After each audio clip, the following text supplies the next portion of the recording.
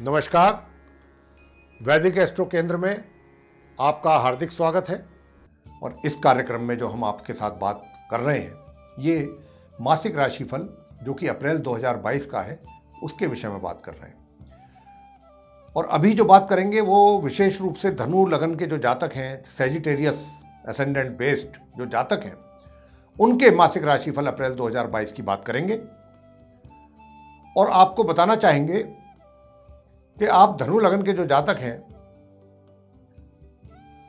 आपके ऊपर शनि की जो 7.5 है उसका प्रभाव भी बना हुआ है। हालांकि ये अंतिम चरण है। और अब इसी बात पर हमें याद आ गया कि काफ़ी कमेंट्स भी हमारे पास आते हैं, आ भी रहे हैं। प्रश्न अच्छा है, इसीलिए उसका उत्तर भी दे रहे हैं इस प्रोग्राम में कि हमसे काफ़ी लोग ये पूछ रहे हैं कि आप कहते हैं कि ये जो राशिफल है लगन राशि पर आधारित है, यानी कि जो आपकी कुंडली है, कुंडली में जो लगन कुंडली होती है उसमें जो पहला भाव है उसमें जो राशि लिखी हुई है नंबर, वही लगन राशि होती है। बिल्कुल ठीक, और उसी पे ही आपको देखना भी है। लेकिन साथ में क्वेश्चन ये है कि आप कह रहे हैं कि धनु लगन के ऊपर जो है 7.5 ही चल रही है, धनु लगन राशि जो है, तो हम इसे चंद्र राशि माने। थोड़ा कन्फ्यूज़न है हमारे जो दर्शकगण हैं उनके माइंड में, तो यही हम कन्फ्यूज़न दूर करना चाहते हैं। वो ये क्योंकि हमने कहा है आपको कि ये लगन राशि पर आधारित है, हम इसको राशि मान रहे हैं लगन को, ठीक है। तो यहाँ पर क्या है, क्योंकि हमने इसको राशि माना इसलिए हमने 7.5 की बात की। अब आपको कैसे देखना है कि ये आपकी 7.5 है या नहीं है धनु की। देखिए, अगर आपकी जन्म कुंडली में, जन्म पत्रिका में, आपके हॉरोस्कोप में अगर राशि आपकी बर्थ साइन, जन्म की राशि धनु है, जन्म की राशि की बात कर रहे हैं, तो निश्चित रूप से फिर आपकी 7.5 है, ये मान लीजिए। और ये भी एक अच्छी खबर आपको देना चाहते हैं कि ये जो आप धनु लगन के जातक हैं, 29 अप्रैल को, यानी कि 29 अप्रैल से जब शनि अपनी राशि परिवर्तन करेंगे तो आपको 7.5 से छुटकारा मिलेगा। लेकिन ये कुछ महीनों के ही लिए मिलेगा, क्योंकि वापस शनि फिर यहाँ पर आएंगे जुलाई में, और फिर ये जनवरी तक रहेंगे। तो जुलाई से जनवरी तक का जो पार्ट है उसमें फिर दोबारा आप शनि की 7.5 के प्रभाव में आ जाएंगे। तो ये तो थी 7.5 के विषय में चर्चा, और वो जो मैंने क्लैरिफिकेशन दिया है आपको, मैं आशा करता हूँ आपको समझ आ गया होगा। अब बात करते हैं, क्योंकि बात चल रही है राशिफल की, तो अब ग्रह गोचर की जो स्थिति है उससे भी आपको अवगत कराना चाहेंगे कि थोड़ा उसकी स्थिति के विषय में भी आपको पता लग जाए। क्योंकि बात यह है कि अप्रैल के महीने में सभी ग्रहों का राशि परिवर्तन हो रहा है। कोई ग्रह ऐसा नहीं जो अपना राशि परिवर्तन ना कर रहा हो। तो इसका क्या इम्पैक्ट आएगा? इसका इम्पैक्ट ये आएगा कि सभी ग्रह अपना अपना राशि परिवर्तन कर रहे हैं, तो आपके जीवन में पूरे महीने भिन्न भिन्न प्रकार के प्रभाव और परिणाम देखने में आएंगे। अब वो कैसे आएंगे उसकी भी चर्चा करेंगे। सबसे पहले आपको आइए अवगत करा देते हैं ग्रहों की स्थिति से गोचर में। आप अपना चार्ट देख पा रहे होंगे, जो धनु लगन के जातक हैं उनका चार्ट पीछे बना हुआ है मेरे। तो साथियों, मैं बताना चाहूँगा कि सबसे पहले तो 7 अप्रैल को मंगल अपना राशि परिवर्तन कर रहे हैं। वो अपनी उच्च राशि में चल रहे हैं, मकर राशि में, लेकिन 7 अप्रैल को ये अपनी उच्च राशि से निकलेंगे। जहाँ शनि आप देख रहे हैं 10 लिखा हुआ है, मकर राशि सेकंड हाउस में, ये शनि के साथ छोड़ करके आएंगे। और ये अभी जहाँ पर आप मंगल को बैठा देख रहे हैं, जहाँ 11 लिखा हुआ है, वहाँ मंगल बैठे हैं थर्ड हाउस में। तो ये यहाँ 7 अप्रैल को आ जाएंगे थर्ड हाउस में, और यहाँ पर इनको साथ मिलेगा 7 अप्रैल से गुरु और शुक्र का। शनि का साथ छूटेगा, गुरु और शुक्र का साथ इनको 7 अप्रैल से मिलेगा। इसके बाद 8 अप्रैल को बुध भी अपनी नीच राशि से निकलेंगे। उनकी नीच राशि है मीन, जहाँ 12 लिखा हुआ है। तो बुध जो है 8 तारीख तक यहाँ रहेंगे जहाँ 12 लिखा हुआ है, जहाँ पर सूर्य देख रहे हैं आप बैठे हुए, और 8 तारीख को ये निकल करके आ जाएंगे मेष राशि में, जहाँ इस समय आप उनको बैठा हुआ देख रहे हैं, जहाँ 1 लिखा हुआ है। ये 8 तारीख को आएंगे यहाँ पर मेष राशि में। इसके बाद 15 तारीख को ये उदय हो जाएंगे, क्योंकि जब ये आएंगे यहाँ 8 तारीख को मेष राशि में अपनी नीच राशि से निकल करके, तो ये अस्तवस्था में ही आएंगे, और 15 तारीख को अप्रैल को ये उदय होंगे पश्चिम में। लेकिन 24 तारीख को, 24 अप्रैल को ये इस मेष राशि से भी निकल जाएंगे, जहां बैठे देख रहे हैं आप, यहां से भी निकलेंगे, और ये अपनी मित्र राशि वृषभ में चले जाएंगे, आपके कुंडली के 6ठे भाव में, जहां 2 लिखा हुआ है, जहां इस समय राहु बैठे हुए हैं। वहां चले जाएंगे ये। और 12 तारीख को, 12 अप्रैल को राहु और केतु भी अपनी राशि परिवर्तन कर रहे हैं साथियों। यानी कि इस समय आप जो देख रहे हैं चार्ट में कुंडली के, राहु बैठे हुए हैं जहां 2 लिखा हुआ है, केतु बैठे हैं जहां 8 लिखा है। तो 12 तारीख को इनकी भी अवस्था चेंज हो जाएगी, ये भी राशि परिवर्तन कर लेंगे। राहु राशि परिवर्तन करके जाएंगे जहां पर 1 लिखा हुआ है, मेष राशि में जहां बुध बैठे हुए हैं। और केतु द्वादश भाव में बैठे हुए हैं जहां 8 लिखा हुआ है, 12th हाउस में। ये भी 12 तारीख को यहां से निकलेंगे और निकल करके कहां जाएंगे, जहां 7 लिखा हुआ है, 7, तुला राशि में, जो इनकी मित्र राशि है, 11th हाउस में ये चले जाएंगे। अब यहां पर 12 तारीख को साथ मिल गया बुध को राहु का मेष राशि में, और 14 तारीख को यहां सूर्य भी आ जाएंगे मेष राशि में ही। जहां इस समय आप सूर्य को देख रहे हैं बैठा हुआ 4th हाउस में, मीन राशि में, जहां 12 लिखा हुआ है, यहां से 14 तारीख को सूर्य निकल रहे हैं और निकल करके बुध के पास आ जाएंगे, जहां बुध को देख रहे हैं आप बैठा हुआ। और सूर्य की वो उच्च राशि है मेष, अपनी उच्च राशि में आएंगे। लेकिन यहां क्या होगा, 8 तारीख को मैंने कहा बुध आ जाएंगे यहाँ, जो कि आप देख ही रहे हैं बैठे हुए उनको, एक जहां लिखा हुआ है।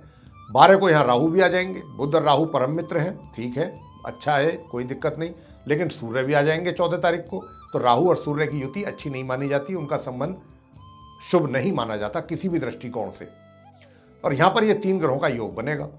उधर जहां 11 लिखा हुआ है आपके चार्ट में, यानी कुंभ राशि है, वहां भी 3 ग्रहों की युति बनी हुई है, वहां भी 3 ग्रहों का संबंध है, मंगल, गुरु और शुक्र का।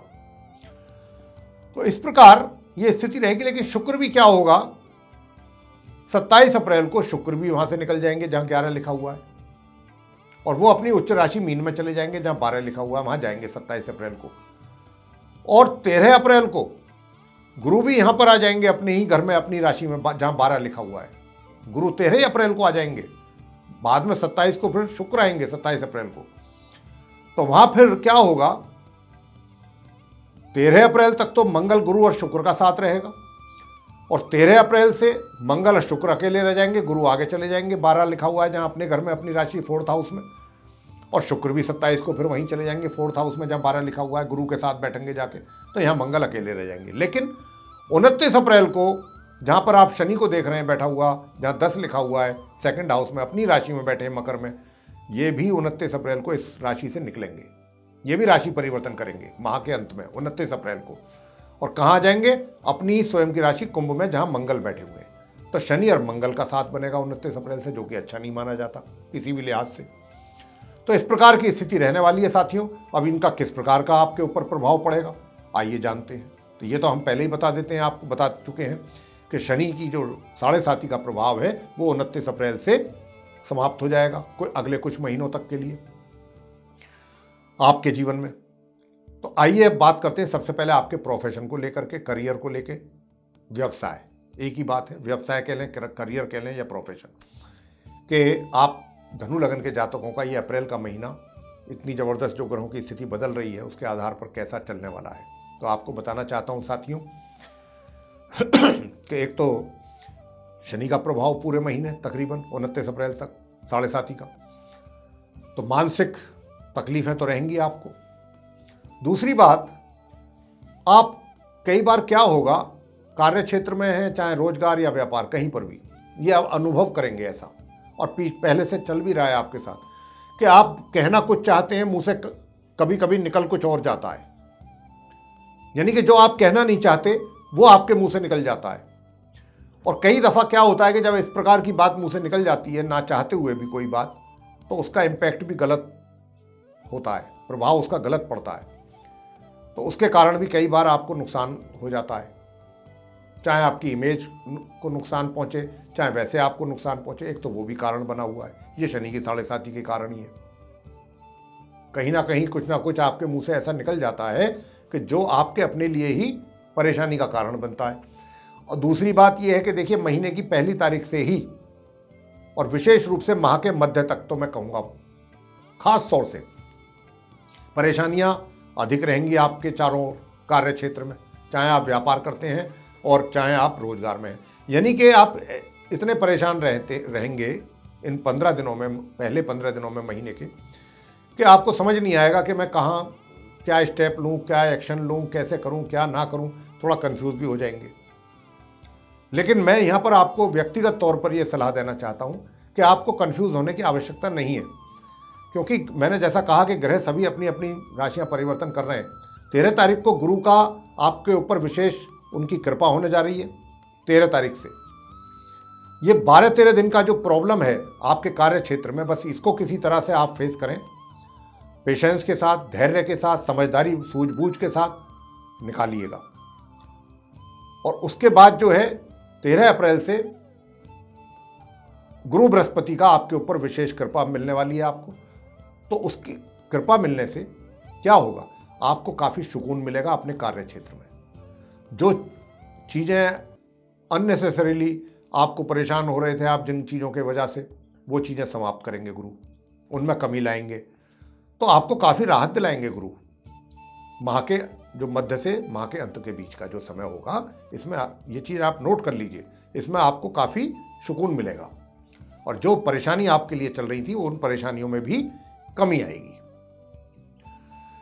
और बता दें आपको, हालांकि शत्रु पक्ष आपके सामने खड़ा नहीं हो पाएगा, सर भी नहीं उठा पाएगा, लेकिन हां थोड़ा बहुत तो जरूर आगे पीछे कुछ करते हैं, करेंगे, लेकिन वो आपके नुकसान उससे आपको नहीं होने वाला। वैसी ही काफ़ी परेशानियां आपको रहेंगी कार्यों से संबंधित, वो भी 13 अप्रैल तक। 13 के बाद उसमें भी काफ़ी आपको रिलीफ मिलने वाला है। जो मेन बात है हमने वो बताई आपको। अब आपको बता दें, अपने कार्यों से संबंधित आप विदेश की यात्रा भी कर सकते हैं या लंबी दूरी की यात्रा भी आप कर सकते हैं। ये भी 13 अप्रैल तक का ही योग है। लेकिन अगर आपने ये यात्राएं की तो देखिए, यात्रा से लाभ तो जरूर मिलेगा, मैं ये नहीं कहता कि लाभकारी सिद्ध नहीं होंगी, लेकिन ये थोड़ा खर्चीली भी हो सकती हैं आपके लिए। फायदा तो होगा, लेकिन ये खर्चीली यात्राएं रहेंगी आपके लिए। इसके अतिरिक्त अगर आप जो विदेश जाने के इच्छुक हैं या विदेश में जाकर के कुछ भी कारोबार करना चाहते हैं या जॉब करना चाहते हैं या पढ़ना चाहते हैं, जो भी है, उसके लिए भी अच्छे योग बने हुए हैं, लेकिन वो भी 13 तारीख तक ही। 13 तारीख तक आप जो है जो भी एफर्ट करेंगे उसमें आपको सक्सेस मिलेगी दूर दराज की यात्राओं से संबंधित।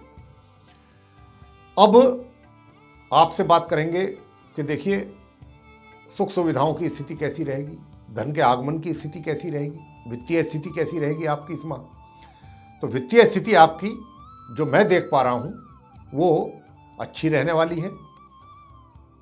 धन का आगमन बना रहेगा आपके लिए, अच्छे तरीके से बना रहेगा। और बल्कि मैं तो कहता हूं कि जो क्या कहते हैं, जो सैन्य बल में हैं, जो जुड़े हुए हैं, जो रोजगार में हैं, मतलब जहाँ जैसे पुलिस हो गया डिपार्टमेंट, जैसे सैन्य बल हो गए, आर्मी हो गई, एयरफोर्स है, नेवी, इस तरीके के, या बीएसएफ वगैरह वगैरह, पुलिस है, तो जहाँ पर जो ऐसी जगहों पर हैं उनको भी काफ़ी अच्छा रेस्पॉन्स मिलेगा अपने सीनियर्स से, उनको एप्रिसिएशन मिलेगी अपने कार्यों के लिए। बहुत अच्छा आपको उसके लिए काफ़ी, मतलब हो सकता है आपकी पदोन्नति भी हो जाए और एप्रिसिएशन आपको भरपूर मिलेगा और आपके भी जोश में किसी प्रकार की कोई कमी नहीं रहने वाली, ये भी बात है। आगे बात करते हैं भाई सुख सुविधाओं की। देखिए, सुख सुविधाओं की बात यह है कि सुख सुविधाओं का तो लाभ आपको मिलता रहेगा, लेकिन भरपूर मात्रा में नहीं। हाँ, सामान्य रूप से आप उसका लाभ पूरे माह उठाते रहेंगे। धन की सेविंग्स की बात कर लें, कैसी रहेगी धन की सेविंग्स। देखिए, मनी सेविंग्स है या मनी का आपके धन का इन्वेस्टमेंट है, मनी इन्वेस्टमेंट करना चाहते हैं, तो बहुत स्लो प्रोसेस है ये इस महीने। अगर आप मनी सेविंग्स करना चाहते हैं, धन का संचय करना चाहते हैं, तो जब बहुत ही ज़्यादा सोच विचार करेंगे, प्लानिंग करेंगे पूरी तरह से, तब कहीं जाके थोड़ी बहुत उसमें आप कर पाएंगे ये आंशिक रूप से। इसी प्रकार कहीं इन्वेस्टमेंट करना चाहते हैं या कुछ ऐसी इस प्रकार की स्थिति है तो भी होगा, लेकिन कम मात्रा में हो पाएगा, पूरा नहीं हो पाएगा। लेकिन हाँ, धन का आगमन जो है बना रहेगा, इसमें किसी प्रकार की मित्रों से भी आपको सहयोग प्राप्त होगा, मित्रों का भी। और विशेष रूप से बता दें, अगर आपके फीमेल फ्रेंड्स हैं, उनका तो बहुत अधिक आपको सहयोग मिलने वाला है इस अप्रैल के महीने में। उनसे तो आप पूरा लाभ ले सकते हैं तो लीजिए। आगे बात करते हैं हम आपके प्रेम संबंधों को लेकर के कैसे रहेंगे। देखिए, प्रेम संबंध अगर आपके पहले से चल रहे हैं, बहुत मजबूत स्थिति में रहेंगे पूरे माह। और विशेष रूप से 27 अप्रैल तक, 1 अप्रैल से लेके बहुत अच्छे संबंध रहेंगे। 1 अप्रैल से 7 अप्रैल तक थोड़ा सा हो सकता है कि इतनी प्रोग्रेस ना हो, लेकिन 7 अप्रैल से लेकर के तो 27 के बीच, यानी 20 दिन की 21 दिन का जो टाइम होगा उसमें तो आपको प्रोग्रेस होनी है आपकी संबंधों में। और जहाँ तक शादी विवाह की बात है तो अभी शादी विवाह जैसी स्थिति तो नहीं दिखाई देती। अगर आप प्लानिंग भी कर रहे हैं तो उसमें अभी समय है, लेकिन आपकी रिलेशनशिप को लेकर के किसी प्रकार का कोई वो नहीं है डाउट। और जो अपनी रिलेशनशिप बनाना चाहते हैं उनके लिए भी ये बहुत अच्छा अवसर है, उन्हें अच्छे परिणामों की प्राप्ति आपके ग्रह कराएंगे। धनु लगन के जातकों को आपको भी सफलता प्राप्त कराएंगे 7 अप्रैल से 27 अप्रैल के बीच में। आगे बात करते हैं जो वैवाहिक संबंध हैं आप धनु लगन के जातकों के, वो कैसे रहेंगे, महिला हो चाहे पुरुष हो। तो देखिए, जहाँ तक वैवाहिक संबंधों का प्रश्न आता है तो ये जो संबंध हैं अभी थोड़ा सा सामान्य से नीचे है, ये मान के चलें आप। अभी चल ही रहे हैं आपके सामान्य से, इतने अच्छे नहीं हैं, क्योंकि जो आपके 7th हाउस के जो लॉर्ड हैं बुध, उनकी स्थिति अच्छी नहीं है, अभी वो काफ़ी खराब स्थिति में है। तो और जब तक ये खराब स्थिति में रहेंगे तो आपके वैवाहिक संबंध भी जो है नाजुक रहेंगे, कम रहेंगे। और ये स्थिति कब से सुधार होगा इसमें, ये 15 तारीख के बाद से सुधार होगा। 15 तारीख के बाद से सुधार तो होगा संबंधों में, लेकिन उसके बाद क्या होगा कि जो आपका साथी है, जीवन साथी, उसको थोड़ा सा हेल्थ रिलेटेड प्रॉब्लम्स बन सकती हैं। तो इस बात को आपको ध्यान रखना है। पारिवारिक संबंधों की बात करें, पारिवारिक संबंध देखिए, आप अपने परिवार के प्रति पूरे माह समर्पित रहेंगे, पूरी तरह से कमिटेड रहेंगे और पूरे डेडिकेशन के साथ आप अपने परिवार को जो भी कर सकते हैं करने की कोशिश करेंगे अपने परिवार के सदस्यों के लिए। तो यहाँ पर मुझे किसी प्रकार की कोई ऐसी कमी दिखाई नहीं पड़ती है, लेकिन हाँ, माह के अंत में जाके 29 अप्रैल से जाकर के ये संबंधों पर इसका थोड़ा सा दुष्प्रभाव पड़ सकता है आपके संबंधों को लेकर। छात्रों को लेकर के कैसा रहेगा शिक्षा, साथियों मैं बताना चाहता हूं कि छात्रों के लिए वो समय आ रहा है कि देखिए, जो पहले 7-8 दिन हैं वो तो थोड़ा सा कह सकते हैं कि भाई ऐसे ही रहेंगे, सामान्य से भी नीचे स्तर के रहेंगे, सामान्य कह सकते हैं या सामान्य से थोड़ा नीचे। लेकिन हाँ, एक बात जरूर है कि उसके बाद 1 हफ्ते के बाद तो उसमें अच्छा इंप्रूवमेंट भी दिखाई देगा। आपकी एजुकेशन जो भी आप पढ़ रहे हैं, पढ़ाई कर रहे हैं, उसके अच्छे परिणाम सामने आएंगे आपके निश्चित रूप से 2nd वीक में जाकर के। और उसके बाद क्या होगा, बाकी के जो दिन बचे महीने के, उसमें यह होगा कि एक मन आपका करेगा कि मैं पढ़ाई का नहीं करेगा, कि मैं नहीं पढ़ता, मेरी इच्छा नहीं कर रही, मूड नहीं है, लापरवाही रहेगी दिमाग में। लेकिन दूसरे तरफ दिमाग में ये भी आएगा, नहीं भाई कर लेना चाहिए, अगर ये नहीं किया तो बड़ी मुश्किल हो जाएगी हमारे लिए। तो इस प्रकार की मानसिक स्थिति आपकी रहेगी। अब उस मानसिक स्थिति में अब आपको मैं यहाँ पर ये चीज़ मैं थोड़ा सा आपका मार्गदर्शन करना चाहूँगा कि अगर आपने वो लापरवाही दिमाग से निकाल दी, क्योंकि राहु भी बैठे हैं वहाँ पर, राहु नहीं चाहेंगे कि आप पढ़ें, वो चाहेंगे आप लापरवाही बरतें। अगर आपने वहाँ पर थोड़ा सा अपने आप को कंट्रोल कर लिया, अपने दिमाग पर कंट्रोल कर लिया और आप गंभीर हो गए पढ़ाई को लेकर के, तो रिजल्ट आपके बहुत बढ़िया आएंगे, उत्तम रिजल्ट्स। लेकिन ध्यान लगाना पड़ेगा, राहु नहीं चाहते कि आपका पढ़ाई में ध्यान लगे, और अगर लग गया तो परिणाम बहुत सुंदर है। आगे बात करते हैं संतान को लेकर के। संतान को लेकर के भी स्थिति इसी प्रकार की है कि देखिए, माता पिता को संतान का जो सुख है वो इसी प्रकार का ही रहेगा इस महीने, कि संतान के काम करने में कोई दिक्कत नहीं है। लेकिन कई दफ़ा क्या होगा कि संतान की ओर से आपको थोड़ा सा शॉकिंग न्यूज़ भी मिल सकती है। शॉकिंग का मतलब संतान है, कई दफ़ा आप जिस चीज़ की अपेक्षा करते हैं संतान ना पूरा करे या मना कर दे या कुछ जवाब दे दे माता पिता को, तो इसी प्रकार की स्थिति बनेगी। ये बनेगी स्थिति माह मध्य से माह के अंत के बीच में। तो आप बच्चों को ज़्यादा छेड़ें ना, लेकिन उनके ऊपर नज़र पूरी रखें, कि उनको नोटिस जरूर करते रहें उनकी एक्टिविटीज़ को, कि आफ्टर ऑल उनको क्या करना चाहिए और क्या वे करने जा रहे हैं, क्या कर रहे हैं। तो एक एक एक्टिविटी के ऊपर उनकी आपको नज़र रखनी चाहिए। ज़्यादा इंटरफेरेंस ना करें, वो थोड़ा गलत हो जाएगा। तो ये स्थिति रहेगी। अब आपको हम देंगे अंत में रेमेडीज़। क्या रेमेडीज़ करनी है? देखिए, रेमेडीज़ आपने करनी है ये कि एक तो शनि की 7.5 है और वो भी 29 अप्रैल तक है, तो शनि महाराज को प्रसन्न रखें। शनिदेव के मंदिर में जाकर के शनिदेव की पूजा करें। शनि से संबंधित दान कर सकते हैं तो वो भी कर लें, कोई बुराई नहीं। और सरसों के तेल का दीपक जलाएं शनि मंदिर में जाकर के। बाकी माता के दिन आरंभ हो रहे हैं चैत्र नवरात्र 2 अप्रैल से।